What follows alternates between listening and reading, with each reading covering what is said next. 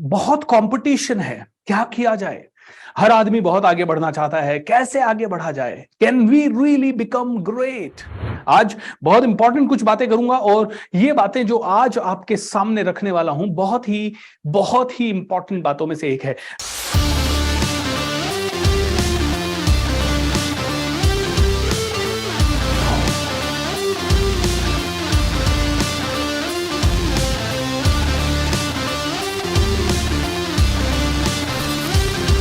Process की बात करेंगे, प्लान कह सकते हैं या इसको प्रोसेस कह सकते हैं कि रिच कैसे बना जाए। Everything is a part of process, है ना? हर चीज प्रोसेस है। आपको किसी भी फील्ड में आगे बढ़ना है, process process process process process process process को फॉलो करना है। तो हर चीज की अगर सही प्रोसेस को आपने फॉलो कर लिया तो each and every one of you will be able to grow. अब दिक्कत सबसे पहले क्या है?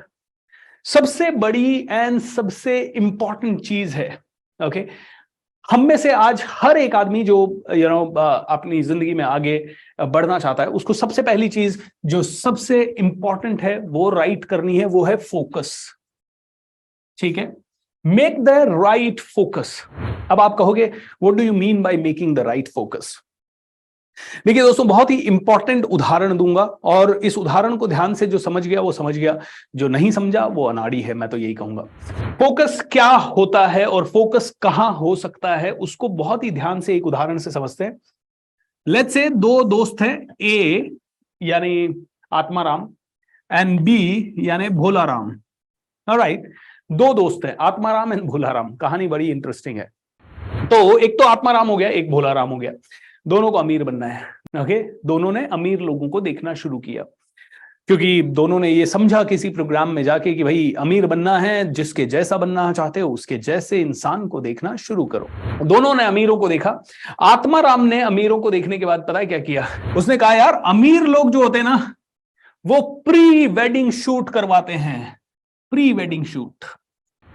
तो इसने क्या किया, यार भैया प्री वेडिंग शूट होना चाहिए, अपनी शादी में प्री वेडिंग शूट होना चाहिए। इसने देखा अपने बच्चे की शादी में प्री वेडिंग शूट होना चाहिए, अपनी शादी में होना चाहिए, ये इसने देख लिया, अमीर ये करवाते। दूसरा इसने क्या देखा, अमीर लोग जो होते हैं ना वो अपने बच्चे का फर्स्ट बर्थडे सेलिब्रेट करते हैं यार, और वो धूमधाम से सेलिब्रेट करते हैं पहला बर्थडे। तो इसने पहला बर्थडे सेलिब्रेट करने की परंपरा उठा ली। फिर उसने देखा आजकल अमीर लोगों के घर में कोई औरत प्रेग्नेंट हो जाती है तो वो प्री बेबी शूट करवाती है, या जो भी है वो भी करवाती है भाई। ठीक है, उसके बाद अगर अमीर घरों में कोई भी इंसान की शादी हो जाती है तो फिर वो हनीमून जाता है। तो आत्माराम ने क्या किया, ये चार ट्रेट उठा लिए अमीरों से। अब ये अमीर बनने चला है। अब इसने अमीर बनने का दिखावा करना शुरू कर दिया है। इसने क्या कहा, अरे हमारे बच्चे की शादी है भाई, या मेरी खुद की शादी है, मैं क्या करूंगा, प्री वेडिंग शूट करवाऊंगा भैया, प्री वेडिंग शूट होना चाहिए। ओके, उसके बाद वो क्या कहेगा, अरे भाई प्री वेडिंग शूट के बाद अभी वेडिंग हो गई तो हनीमून भी जाना पड़ेगा। हनीमून जाने के बाद भैया बेबी पैदा होने वाला है तो प्री बेबी शूट भी होना चाहिए, और उसके बाद बेबी हो गया तो फर्स्ट एनिवर्सरी या फर्स्ट बर्थडे बेबी का सेलिब्रेट होना चाहिए। आत्माराम ने ये चार चीजें अमीरों से उठाई क्योंकि उसने फोकस इन चीजों पे किया। जब उसने फोकस इन चीजों पे किया तो इसका जो लिमिटेड सैलरी है, मान लीजिए ये बंदा 50,000 रुपए से 75,000 रुपए कमा रहा है, इसने, इसके पिताजी ने जो सेविंग थी वो शादी में तो लगाई दी। उसके बाद थोड़ा बहुत कहीं कुहीं से कर पुरा के मान लीजिए 25,000 इसमें लगाया होगा, 25,000 इसमें लगाया होगा, बर्थडे सेलिब्रेट करने में 1-1.5 लाख रुपए खर्च किया होगा, और हनीमून में भी 1.5-2 लाख रुपए खर्च हुआ होगा। ऐसे करके 5 लाख रुपए इसने यहां इन्वेस्ट कर दिए। ये तो थी आत्माराम की कहानी। अब भोलाराम की कहानी सुनते हैं।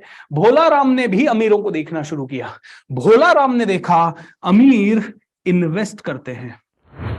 भोलाराम ने कहा अमीर लोग क्या करते हैं, बिजनेस अपॉर्चुनिटी को खोजते हैं। अमीर लोग क्या करते हैं कि ऐसी चीज देखते हैं कि यार अमीर बनने के लिए ना सबसे इंपॉर्टेंट है पैसे की वैल्यू करना। तो इसने कहा यार प्री वेडिंग शूट पोस्टपोन, बच्चे का first birthday postpone, pre birthday shoot postpone, honeymoon wife को समझा दिया, देख सुन अभी है ना मैं नई नई जर्नी में आया हूं, अभी थोड़ा सा ये सब नहीं करेंगे अपन, 5 साल रुक जा, 5 साल का समय दे दे। वाइफ नाराज भी होती है तो अब जो शादी हो गई, ओके, घर वालों ने बांध दिया एक दूसरे को जोड़े में, तो वो कहता है भैया मैं नहीं कर रहा ये सब।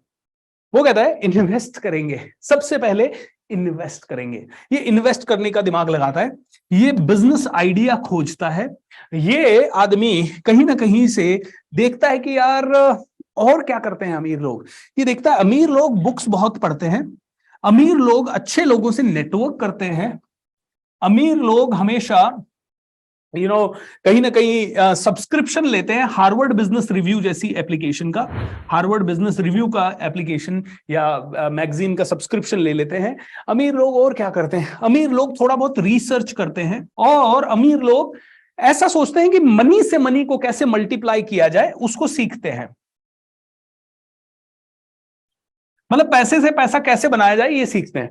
तो आत्माराम ने थोड़ा सा गड़बड़ कर दिया।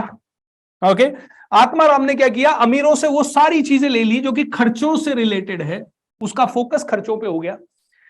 जबकि भोला राम जो था ना, उसने सारा का सारा वो देख लिया जहां से पैसा डबल हो सकता है, मल्टीप्लाई हो सकता है। दोस्तों मुझे ये बताइए, 5 साल बाद आत्माराम कहां होगा और भोला राम कहां होगा? ये सवाल है बहुत ही इंपॉर्टेंट। बताइए बताइए बताइए। आई नो आप में से कई लोग कहेंगे सर आत्माराम की कहानी हमें समझ में आ गई, भोला राम की कहानी हमें समझ में आएगी। प्रोसेस का पहला पार्ट है गेट योर फोकस राइट। 5 साल बाद आपने कहा भोला राम बिलियनर हो सकता है, 5 साल बाद भोला राम हजारपति हो सकता है, लखपति हो सकता है, जो भी है। लेकिन आत्माराम जो है ना, वो पता है क्या करेगा, उसका जिंदगी भर के लिए एक पैटर्न बन गया है। उसने अमीरों से एक गलत पैटर्न सीख लिया है, दिखावे का पैटर्न। ये आत्माराम ने पैटर्न सीख लिया है। अब इसका जिंदगी भर फोकस भी यही रहेगा, दिखावे के पैटर्न पे इसका फोकस हो जाएगा आत्माराम का। ये आत्माराम अब जिंदगी में कभी भी स्वतंत्र नहीं हो पाएगा। इसको कितना भी मैं समझाऊं ना, तो ये समझने से डरेगा। अब इसका फोकस किस किस चीज पे रहेगा?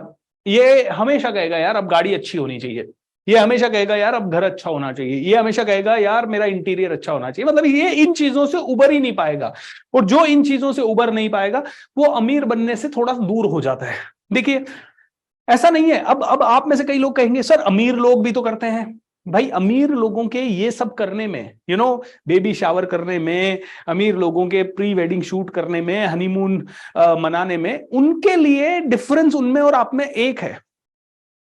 अमीरों के पास क्या होता है, मनी पड़ा होता है, या वो मनी कमा चुके होते हैं, ठीक है।